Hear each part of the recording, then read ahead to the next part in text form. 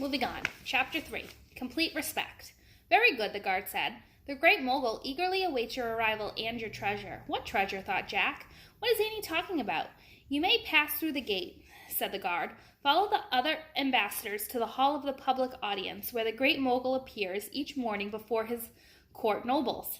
Thanks, said Annie. She pulled Jack along toward the drawbridge. And do not worry, the guard called after them. The Great Mogul will not mind your youth. His grandfather became emperor when he was 13. Super, thanks, Annie called back.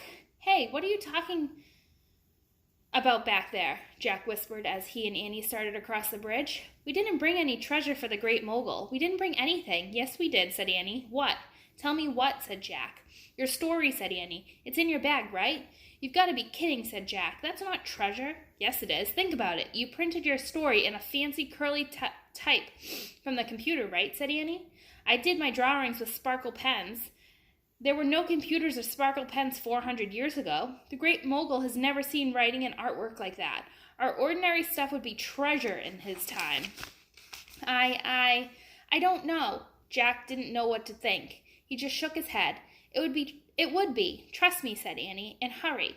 We don't want to lose the other ambassadors. She ran to the entrance of the Red Fort. Jack followed her. They passed through a gateway that opened onto a stone road. The road led to a large square. At the opposite side of the square was a long, low building with columns and arches. There they are, said Annie. She pointed to the ambassadors' ox carts rolling toward the building. That must be the hall of public audience, said Jack. Jack and Annie walked quickly toward the building. The air felt as if it were coming from a hot furnace. By the time they arrived at the hall, Jack felt faint from the heart. The ambassadors from Europe had already gone inside. Fierce-looking guards stood at the entrance. Daggers and curved swords hung from their belts. Annie walked up to one of the burly guards. Excuse me, she said in a low voice, but we are ambassadors from Frog Creek. We are supposed to be with the other ambassadors. To Jack's surprise, the guards had asked no questions. He nodded and gestured for them to follow him. Annie and Jack followed the guard into the shadowy hall. The air inside was much cooler. It smelled of roses and mint. Hidden musicians played soft music. The burly guard escorted Jack and Annie past the audience of court nobles. All the men had beards or mustaches and wore beautiful coats of many colors and patterns. Bright orange, purple, turquoise, green striped, and pale pink with flowers. Next to the nobles, the 8 ambassadors from Europe stood along a silver railing. They were lined up in pairs. The burly guard ushered Jack and Annie to the end of the line. Everyone in the hall was facing a high platform with wide steps. The platform was made of sparkling diamonds, emeralds, and pearls. Gold columns supported a golden canopy above the platform. Statues of 2 jeweled peacocks with rubies in their beaks were perched above the canopy. Over the golden canopy was another canopy of rich cloth. Tall, thin candlesticks had flickering candles, and servants sprayed rose-scented water into the air. As Annie looked around at everything, Jack slipped their book out of his bag. He huddled over it and read to himself.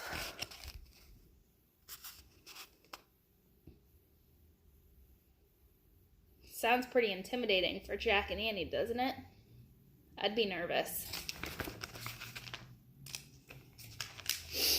Every morning, the Great Mogul sat on his peacock throne in the hall of the public audience.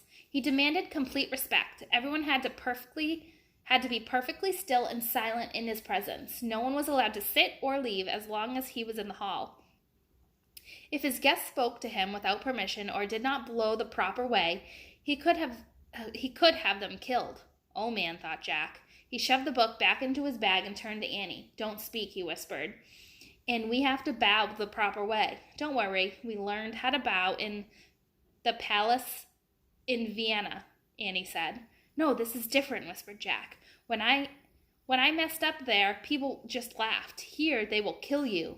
Oh, well, don't forget we've got our potion from Kathleen, Annie whispered. If worse comes to worse, we can make ourselves small and escape. Forget it, Jack whispered. I don't want to be a tiny little person. The guards will just chase us down and squash us like bugs. Annie laughed. This isn't funny, said Jack. Let's go back outside and make another plan. We don't know what we're doing. Yes, we do, Annie said. We're going to give your story to the Great Mogul, and then we're going to ask him for an emerald rose. Simple. No, no, said Jack. I told you, we can't say a word to him. Not a word. Come on, we have to leave while we're still alive. Annie sighed. Okay, fine, she said. But as Jack and Annie turned to go, trumpet blasts shattered the air. The trumpet sounds were followed by deafening drum rolls. Shahan Jahan, the Great Mogul of India, stepped through the door at the back of the hall. That's the end of chapter 3.